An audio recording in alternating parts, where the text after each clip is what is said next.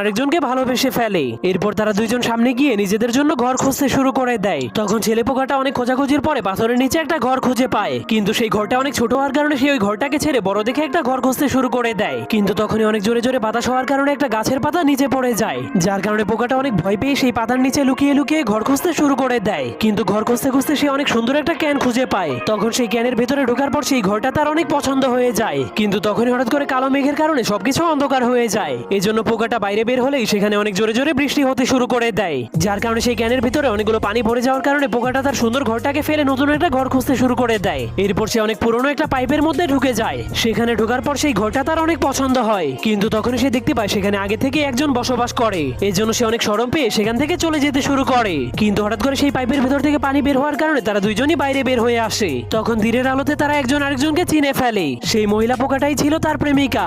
এরপর তারা জঙ্গলের ভেতরের একটা অন্ধকার পাইপের মধ্যে ঢুকে যায়। তখন তারা একজন আরেকজনকে দেখতে শুরু করে দেয়, কিন্তু তখন একজন মানুষ এসে সেই পাইপে পানি ছেড়ে দেয়, যার কারণে তাদের ভালোবাসা সেখানেই শেষ হয়ে যায়।